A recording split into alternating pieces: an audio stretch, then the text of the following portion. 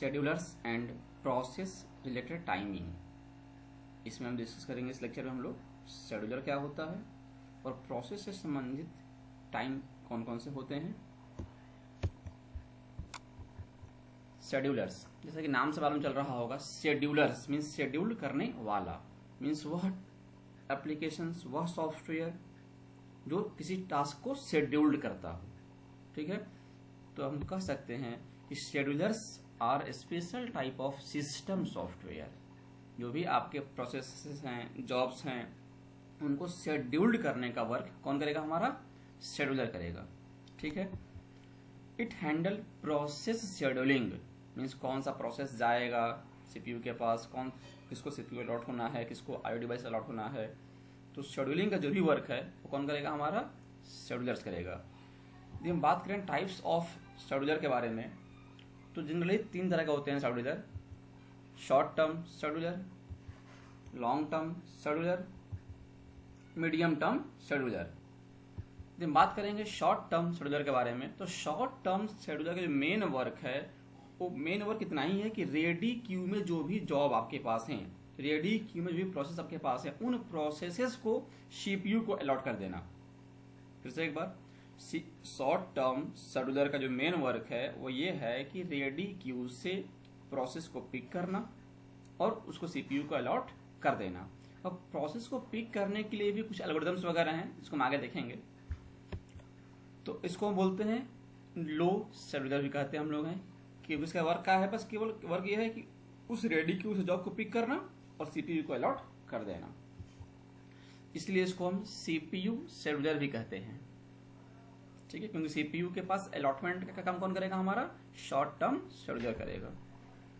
It is responsible for selecting one of the process from the ready state and allocate to CPU. इसकी क्या work है बताया मैंने अभी, कि रेडी क्यू से, रेडी स्टेट से किसी टास्क को according to algorithm, according to scheduler algorithm choose करेगा, सेलेक्ट करेगा, उस सेलेक्टेड टास्क को पास करेगा। किसको पास करेगा? वो सीपीयू को अलॉट कर देगा। ठीक है, फिर से एक बार, शॉर्ट टर्म शेड्यूलर का जो मेन वर्क है वो ये वर्क है कि रेडी क्यू से टास्क को, प्रोसेस को, जॉब को पिक करना और सीपीयू को एलोकेट कर देना। इसी वजह से बोलते इसको हम लोग हैं सीपीयू शेड्यूलर भी कहते हैं इस चीज को हम लोग हैं। इसकी जो स्पीड होती है वो बाकी दो से फास्ट होती है, लॉन्ग टर्म शेड्यूलर से और मीडियम टर्म शेड्यूलर से। लॉन्ग टर्म शेड्यूलर क्या होता है? लॉन्ग टर्म शेड्यूलर को हम लोग जॉब शेड्यूलर भी कहते हैं हम लोग हैं। क्या कहते हैं? Job scheduler. Responsible for creating and bringing new process into the system. जो जॉब क्रिएट करने का वर्क है वो कौन करेगा? हमारा लॉन्ग टर्म शेड्यूलर करेगा। या कह सकते हैं कि नया प्रोसेस लाने का काम कौन कर रहा हमारा है? लॉन्ग टर्म शेड्यूलर कर रहा है। ठीक है, mean it select processes from pool and load them into memory for executions. तो बात यहाँ आती है कि शॉर्ट टर्म हमने क्या बोला, वो भी लोड कर रहा था मेमोरी में, लेकिन कौन सा मेमोरी था? वो register, CPU. Short term scheduler कर कह रहा था कि आपके रेडी क्यू से जॉब को पिक कर रहा था और सीपीयू को एलोकेट कर रहा था, लेकिन यह क्या कर रहा है? मेमोरी को एलोकेट कर रहा है। Means what? मेन मेमोरी को एलोकेट करेगा ये कौन? Long term scheduler. कहां से लाएगा? सेकेंडरी से लाएगा।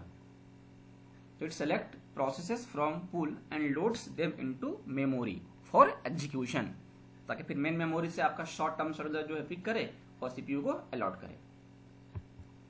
It controls the degree of multi programming. ठीक है, डिग्री ऑफ मल्टी प्रोग्रामिंग दो कॉन्सेप्ट आता है, एक होता है सीपीयू बाउंड प्रोसेस, एक होता है IO bound process. CPU bound process का मतलब ये होता है कि वह प्रोसेस जिसको मोर सीपीयू टाइम चाहिए। जैसे सपोज कर लीजिए एक पास 3 टास्क हैं, फर्स्ट टास्क को सीपीयू टाइम चाहिए 30 यूनिट्स, अगले को 2 यूनिट्स, अगले को 2 यूनिट्स। तो जो फर्स्ट टास्क है वो सीपीयू को बहुत देर तक बिजी रखेगा ना, that is called CPU bound process. Means वह प्रोसेस जिसको बहुत अधिक सीपीयू टाइम की रिक्वायरमेंट है। आईओ बाउंड प्रोसेस मीन्स क्या होगा? The process which requires more IO time. जिस प्रोसेस को सबसे अधिक से अधिक आईओ टाइम की रिक्वायरमेंट है, that is called IO bound process. CPU time अधिक चाहिए होगा तो सीपीयू बाउंड प्रोसेस, और आईओ टाइम अधिक चाहिए होगा तो IO bound process. IO means what? Input output. बात करते हैं हम लोग मीडियम टर्म शेड्यूलर के बारे में। जो मेमोरी से स्वैपिंग करने का वर्क होता है, तो मेमोरी स्वैपिंग करने का वर्क कौन करता है हमारा है, मीडियम टर्म शेड्यूलर करता है। ठीक है, आपको पता भी होगा कि हमारे पास मेन मेमोरी में इतनी कैपेसिटी नहीं हो पाती है कि सारे टास्क एक समय में लोड हो पाए। ठीक है, तो उसके लिए स्वैपिंग करना होता है ताकि जो टास्क प्रेजेंट टाइम में एग्जीक्यूशन होना है वो टास्क वहां रहे। तो स्वैपिंग करने का वर्क कौन करता है हमारा है, मीडियम टर्म शेड्यूलर। इसलिए इसको बोलते हैं हम लोग हैं प्रोसेस स्वैपिंग शेड्यूलर भी। ठीक है, it is responsible for suspending and resuming the process from wait state to suspend wait and also in the ready state and suspend ready state. Clear. इसकी जो यदि हम बात करेंगे डिग्री ऑफ मल्टी प्रोग्रामिंग के कॉन्सेप्ट को ये reduce करता है, ताकि कोई भी पर्टिकुलर एक डिवाइस बहुत देर तक सीपीयू टाइम को या आईओ टाइम को, सीपीयू टाइम को या आईओ डिवाइसेस को बिजी ना रख पाए। इस कॉन्सेप्ट के लिए स्वैपिंग का काम करता रहता, ताकि सारे टास्क को कुछ न कुछ टाइम मिलता रहे वर्क करने के लिए। अब बात करते हैं हम लोग हैं प्रोसेस रिलेटेड टाइमिंग के बारे में। इसके पहले पढ़ा मैंने short term scheduler, long term scheduler और medium term scheduler. Short term scheduler का क्या वर्क था हमारा, कि आपके प्रोसेस को रेडी को से उठाना और मेन सीपीयू को अलॉट कर देना।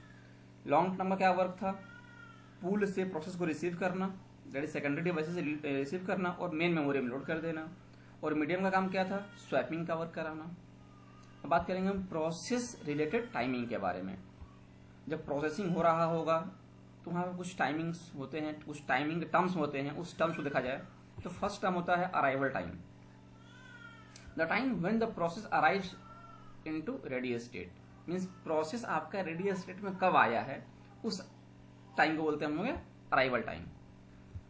नेक्स्ट बर्स्ट टाइम, किसी प्रोसेस को रन करने के लिए कितनी टाइमिंग की रिक्वायरमेंट है, the time required for the process for its execution. Completion time, process आपका कब जाके कंप्लीट हुआ, फाइनल कंप्लीट होने का टाइम क्या था आपके प्रोसेस का, that is called completion time, the time when the process completes it's execution. Next आपका है टर्न अराउंड टाइम।